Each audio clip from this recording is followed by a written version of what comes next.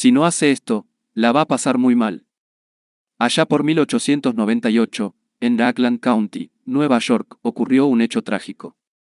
Había muerto un niño, y ese día los vecinos se preparaban para ir a los funerales. Jim Farley fue al establo para enganchar su caballo en el coche. El suelo estaba cubierto de nieve, el aire era frío, no se ejercitaba el caballo desde hacía días, y cuando se lo llevaba al abrevadero se encabritó juguetonamente, tiró un par de coces al aire, y mató a Jim Farley. La aldehuela de Stony Point tuvo, pues, aquella semana, 2 funerales en lugar de uno. Jim Farley dejó en el mundo a su esposa y a sus 3 hijos, y a centenares de dólares de seguro. Su hijo mayor, Jim, tenía entonces 10 años, y fue a trabajar en un horno de ladrillos, a acarrear arena y volcarla en los moldes, y dar vuelta a los ladrillos para secarlos al sol. Este niño Jim no tuvo jamás oportunidad de educarse. Pero con su humor de irlandés poseía especial talante para gustar a la gente, de modo que entró en la política y al pasar los años logró una pasmosa capacidad para recordar nombres ajenos. Jamás asistió a una escuela secundaria, pero antes de cumplir los 46 años de edad 4 universidades le habían acordado grados honorarios, había asumido la presidencia del Comité Nacional del Partido Demócrata y el cargo de director general de Correos de los Estados Unidos. Yo entrevisté una vez a Jim Farley y le pedí el secreto de sus triunfos. Trabajar mucho, me dijo. Y le contesté, no haga bromas. Entonces me preguntó cuál era, a mi juicio, la razón de sus triunfos. Entiendo, respondí, que recuerda usted el nombre de pila de 10.000 personas. No. Se equivoca usted, repuso Farley. Recuerdo el nombre de pila de 50.000 personas. Es preciso tener presente esto. Tal habilidad ayudó al señor Farley a llevar a Franklin D. Roosevelt a la Casa Blanca. Durante los años en que Jim Farley trabajaba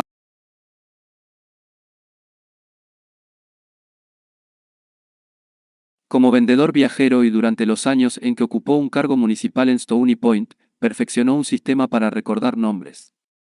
Al principio era muy sencillo. Cada vez que conocía a una persona, averiguaba su nombre completo, su familia, sus ocupaciones, y el matiz de sus opiniones políticas.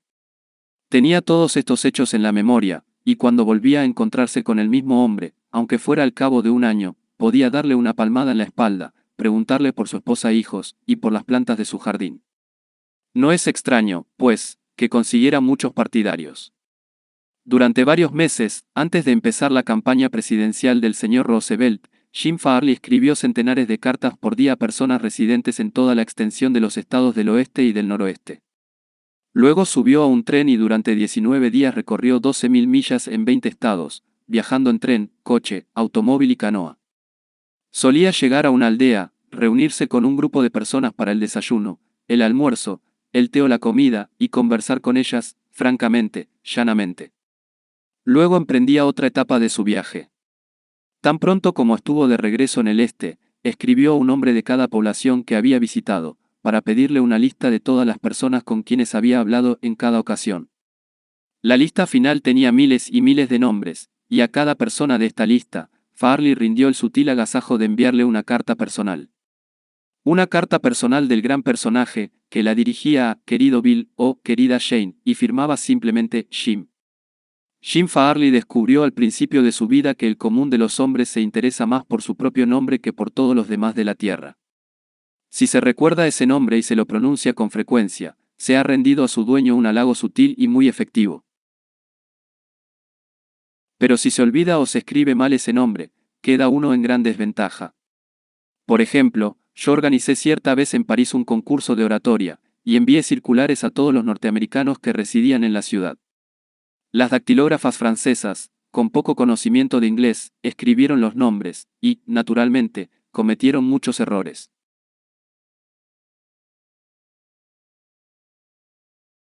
Un hombre, gerente de un gran banco norteamericano en París, me escribió una carta furiosa porque su nombre estaba mal escrito.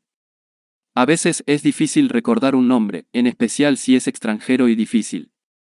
Hay personas que en lugar de tomarse el trabajo de intentar aprenderlo, deciden ignorarlo, o llaman a esa persona por un apodo más fácil.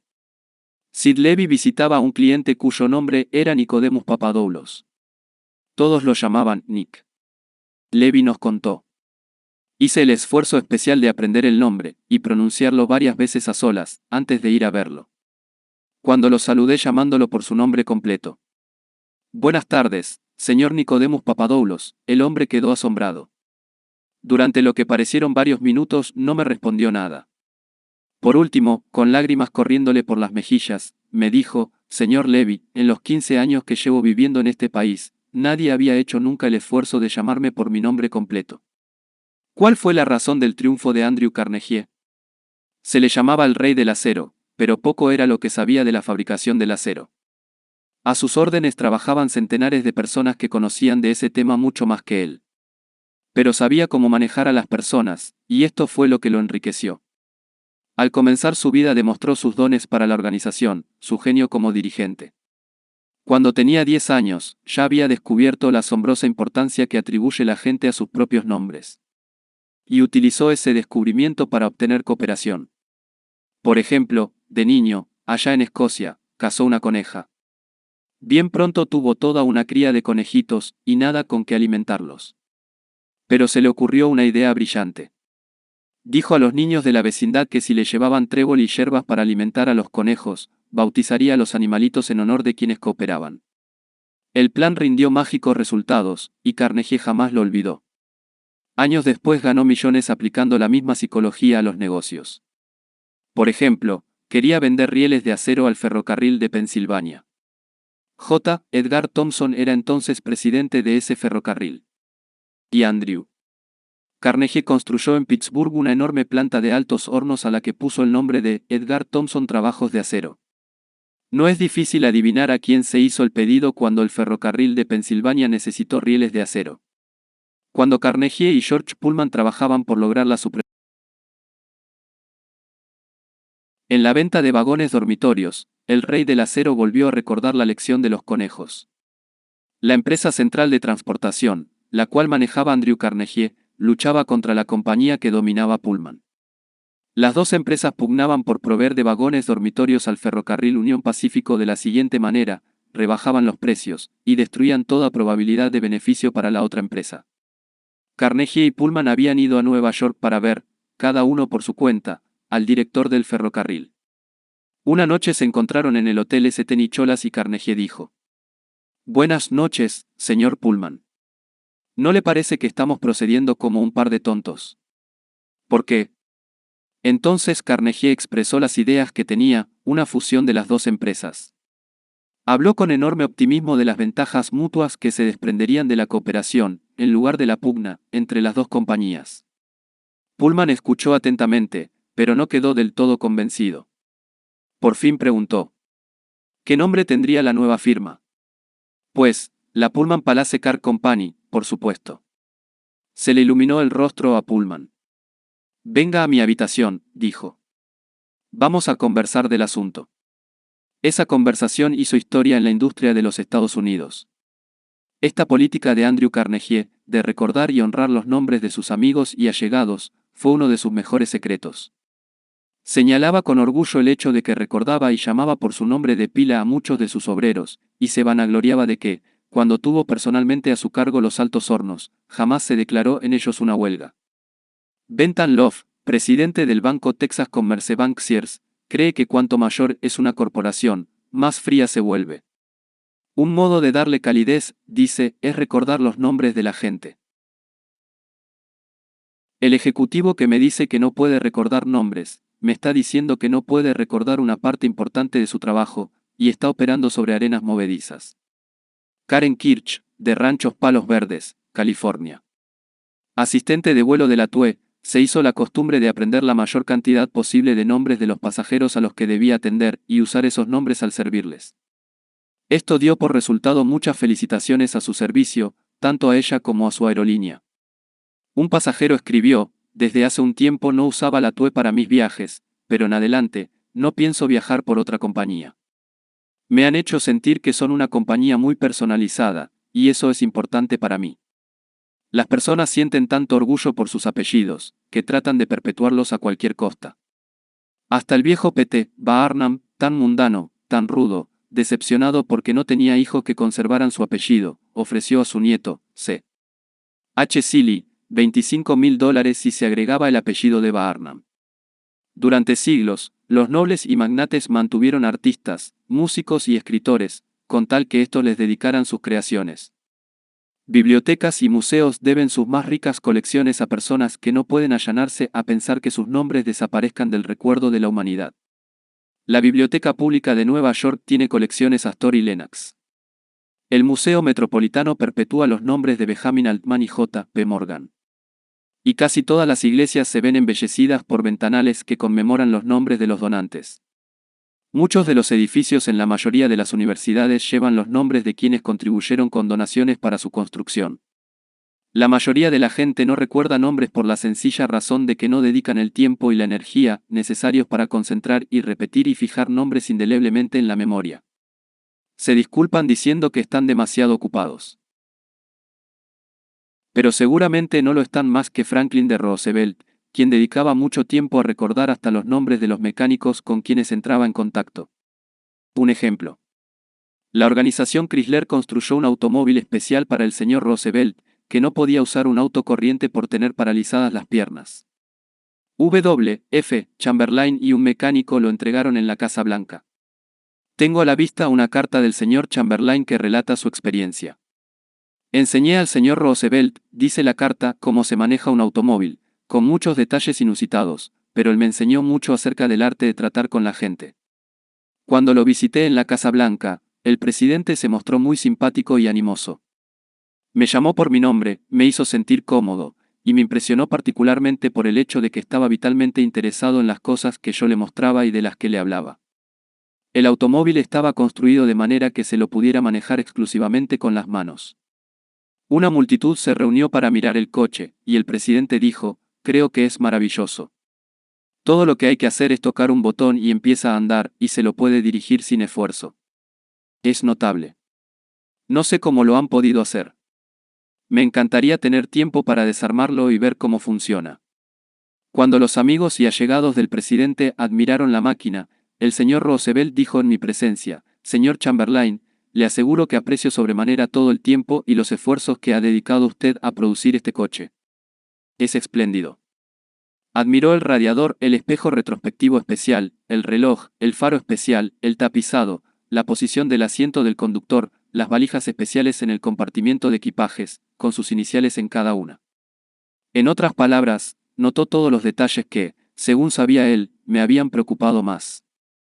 Se esforzó por hacer notar todos esos detalles a la señora de Roosevelt, a la secretaria de Trabajo, señorita Perkins, y a su secretario. Hasta hizo participar del episodio al viejo portero de la Casa Blanca, a quien comunicó. George, tendrás que cuidar especialmente esas valijas.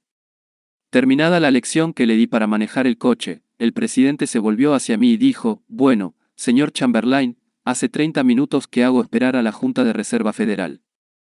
Creo que haría bien en volver a mi trabajo. Yo había llevado un mecánico a la Casa Blanca, y al llegar lo presenté al señor Roosevelt. No habló con el presidente, quien solo una vez oyó pronunciar su nombre. Era un mozo tímido, y se mantuvo alejado de los demás. Pero antes de retirarse, el presidente buscó al mecánico, le dio la mano, lo llamó por su nombre, y le agradeció haber ido a Washington. Su agradecimiento no tenía nada de una falsa cortesía. Decía lo que sentía. Pocos días después de regresar a Nueva York recibí una fotografía del presidente Roosevelt, con su autógrafo y una cartita de agradecimiento. No sé cómo tiene tiempo para estas cosas. Franklin D. Roosevelt sabía que uno de los medios más sencillos, más evidentes y más importantes para conquistar buena voluntad, es el de recordar nombres y hacer que los demás se sientan importantes.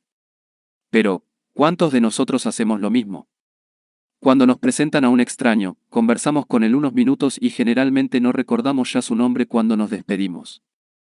Una de las primeras lecciones que aprende un político es esta: recordar el nombre de un elector es cualidad de estadista. Olvidarlo equivale a ir al olvido político. Y la capacidad para recordar nombres es casi tan importante en los negocios y los contactos sociales como en la política. Napoleón III, emperador de Francia y sobrino del gran Napoleón, se envanecía de que, a pesar de todos sus deberes reales, recordaba el nombre de todas las personas a quienes conocía. Su técnica, muy sencilla. Si no oía claramente el nombre, decía, lo siento. No oí bien. Después, si el nombre era poco común, preguntaba cómo se escribía. Durante la conversación, se tomaba el trabajo de repetir varias veces el nombre, y trataba de asociarlo en la mente con las facciones, la expresión y el aspecto general del interlocutor. Si la persona era alguien de importancia, Napoleón se tornaba más trabajo aún. Tan pronto como quedaba a solas, escribía ese nombre en un papel, lo miraba, se concentraba en él, lo fijaba con seguridad en la mente, y rompía después el papel. De esta manera se formaba la impresión visual, además de la impresión auditiva del nombre. Todo esto requiere tiempo, pero los buenos modales, dijo Emerson, se hacen de pequeños sacrificios. La importancia de recordar y usar nombres no es solo prerrogativa de reyes y ejecutivos de corporaciones. Nos puede servir a todos. Que en Nottingham, un empleado de la General Motors en Indiana, solía almorzar en la cafetería de la compañía. Notó que la mujer que trabajaba en el mostrador siempre tenía mal ceño. Hacía 2 horas que estaba haciendo emparedados, y yo no era sino un emparedado más para ella. Pesó el jamón en una pequeña balanza, agregó una hoja de lechuga y un plato con un puñado de papas fritas. Al día siguiente, hice la misma cola. La misma mujer, el mismo mal ceño. La única diferencia fue que me fijé en la etiqueta con su nombre en el delantal. Le sonreí y le dije, hola, Eunice, y después le pedí el emparedado que quería. Pues bien, la mujer se olvidó de la balanza, puso una pila de fetas de jamón, 3 hojas de lechuga, y una montaña de papas fritas que se me caían del plato. Deberíamos tener presente la magia que hay en un nombre, y comprender que es algo propio exclusivamente de esa persona, y de nadie más. El nombre pone aparte al individuo, lo hace sentir único entre todos los demás. La información que damos, o la pregunta que hacemos, toma una importancia especial cuando le agregamos el nombre de nuestro interlocutor. Desde la camarera hasta el principal ejecutivo de una empresa, el nombre obrará milagros cuando tratarnos con la gente. Por lo tanto, la regla número 6 para ganar amigos e influir sobre los demás es: recordemos que el nombre de una persona es para ella el sonido más dulce e importante que pueda escuchar.